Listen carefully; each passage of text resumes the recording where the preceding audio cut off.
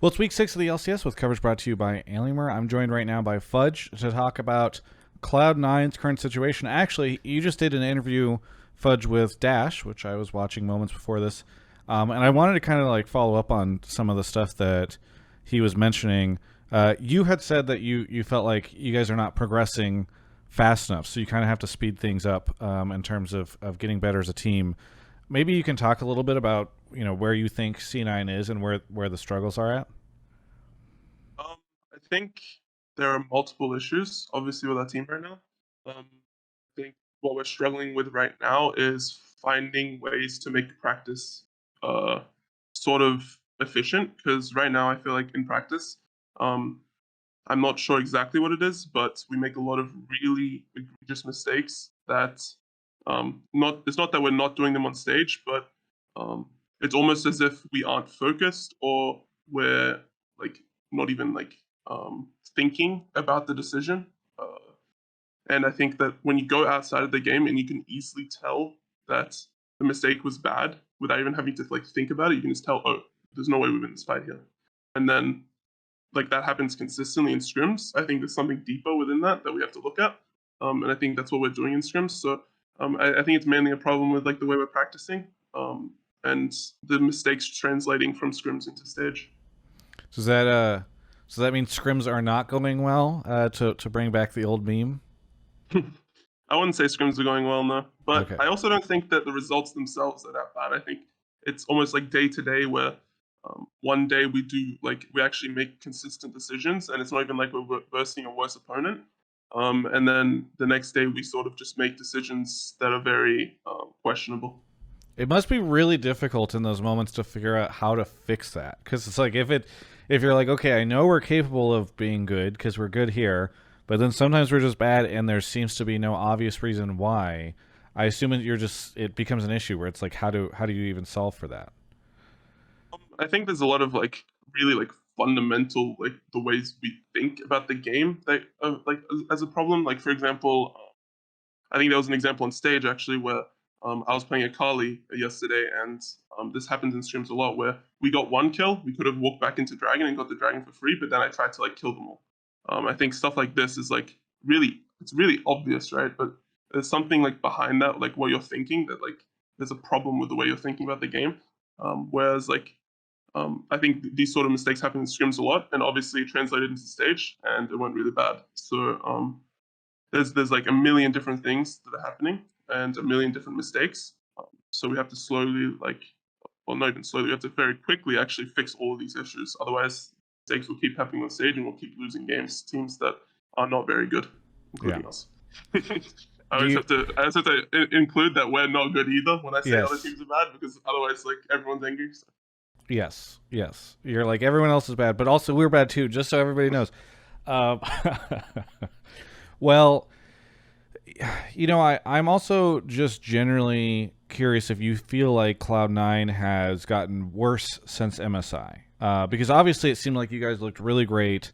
Photo finish with TL in the finals, but then you go off to MSI, things seem to go sideways there, and we've talked a lot, I think everybody, about this post MSI slump for all these different teams. Do you feel like it's a matter of like the other teams have surpassed you, or do you think you are playing below the level that you guys had, back in April, for instance? Um, so I think there's like two parts. I think for the first part is that at MSI, I do think that we were more practiced against teams and we were more on our toes. I think like we were sort of like it's almost like when we came back to NA, we sort of relaxed a little bit, and you just don't relax when you're at tournaments. And I think it's very hard to keep that sort of like same attitude that you do have at tournaments into regular season games. And I do think that there was a decline in like our discipline. I think we like aren't very disciplined in what decisions we make, and we sort of just make decisions that are hoping that they go well or hoping the enemy team makes a mistake, stuff like this, and or like hoping that we'll outplay somehow. I think these sort of decisions we made at MSI, but we made a lot less of them, and I think that's why we could actually beat some of the teams again, like at MSI. Um, I think the second part is that it's true that I think other teams actually did progress much faster than us in the first couple of weeks. I do think that like they were sort of I'm not sure exactly what it was, but we definitely didn't improve a lot, I think, in the first couple of weeks. But I do think like in recent weeks we've been it's been somewhat better. I still think it's like pretty like bad in terms of like how much we're actually getting out of our scrim games. Um, so yeah. I gotcha. Okay. Well, you mentioned you feel like everybody else is bad, and I think also in that interview with Dash, you said all the top teams in other regions seem to also just be randomly losing games. So, do you have any theory as to what it is? I don't know if it's like the meta feels really volatile, or people just pick and ban is such a big thing where like maybe comps feel like rock paper scissors. I don't know. I'm just speculating, right? But like, why is it you think it is that this is happening? That there feels like there's just so much instability and inconsistency in the world of LoL esports. I think it's very hard to point a finger at one thing. It might just be that like um the teams just care a lot more. So like the bottom teams care a lot about making worlds, and generally like they'll probably just improve faster than the top teams because they're obviously playing. It's a lot easier to improve when you're worse generally. Yeah, Uh, there's so more space to grow. yeah, there's more space to grow, obvious space. It's like more you're more aware of the mistakes you're making when you're losing. So I think it's possible that it's just that teams care way more in summer than they did in like spring. Um, but it's also that I think generally bottom teams look for ways to like to like outdraft your opponent a lot more because they feel like they're not necessarily better players. So I do think like for example in like the T1 versus Gen G series, um, that I was like sort of referencing when I said like bottom mid tier teams or worse teams beating the top teams, where T1 2 or Gen G. I think like they had like a much better like draft and they like first pick Ziggs and they 2-3 Jason to Viego. And I think like their draft was just much better. I'm not sure if it was intentional, but it just feels like the bottom teams generally tend to focus a lot on getting drafts that are like better, and the top teams tend to just think that we'll probably just beat them. Like we'll outplay them in like these different matchups that are actually losing, stuff like that. Moving away from Cloud9, were you at all surprised to see these two losses by 100T? I mean, it felt like for a while they were kind of dominating the space, and now suddenly it feels like things are going sideways. I don't want to draw too much from just two best of ones, but I don't know if you feel like maybe they were overhyped at all. Um, I mean, I think generally, whenever a team wins, they're going to be overhyped. Whenever a team loses, they're going to be flamed way too much. Like that's just reality of like social media, I think. Extremes, yeah. And I do think that 100 Thieves seem to not be progressing uh, very quickly. We scrimmed against them this week, and they did feel like like they weren't really like winning as hard as they did previously. So it's possible that they're running into some issues internally. We don't obviously know.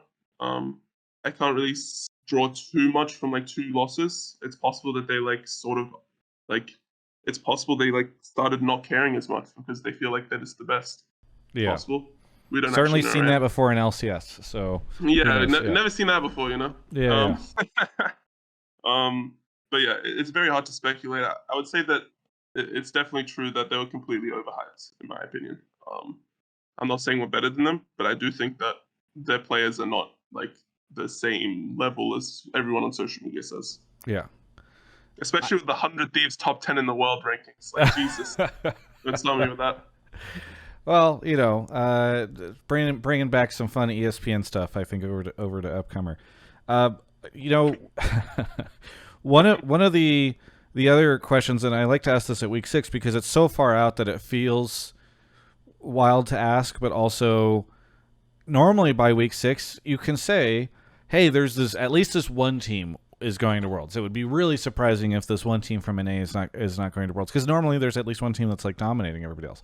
Do you think there is one team right now that you would be shocked if they're not in the top 3 headed to China?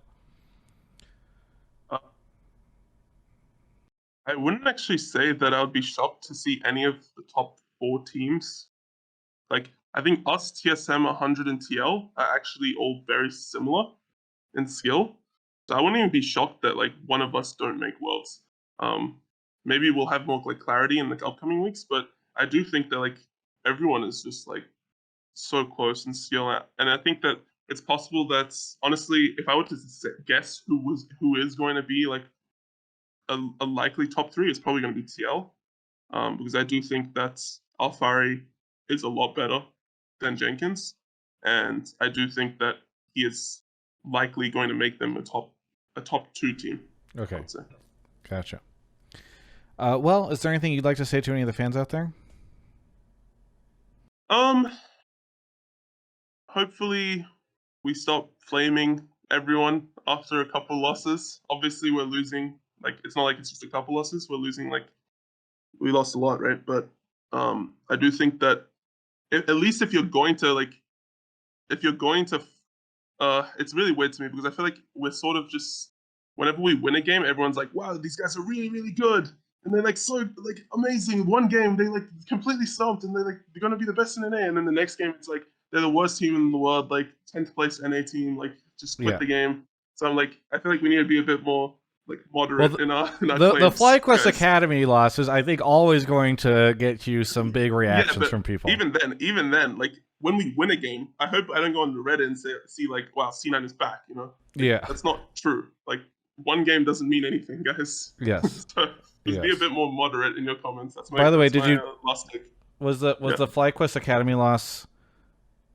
How did you guys handle that? I wasn't gonna ask too much, but just at the end of the interview, let me ask. It created an emergency meeting. That's all I'm gonna say. Okay. Yeah, okay. Makes sense. Well, anyway, thank you so much, Fudge, for the interview. And for everyone else, you can check out the rest of my coverage of all things LCS right here on my YouTube channel. Wow, thanks so much for watching that video. It is getting hot here in California as we hit the summer, but not as hot as the deals that you can get over at alienware.com/Travis. The link in the description. You'll head over there, navigate through my site to get to the Dell site. You'll see the Dell deals section where they have a ton of great Alienware products on sale for Black Friday in July. That's right, Black Friday. I know it's normally a thing around the holidays, but guess what? It's happening right now in July. And by the way, shout out to everyone whose name is scrolling around the bottom of the screen. This is a cool new thing that we're testing out to celebrate some of the recent subscribers to the channel. So please subscribe to the channel so you can also get your name there. It's really helpful. Thank you so much.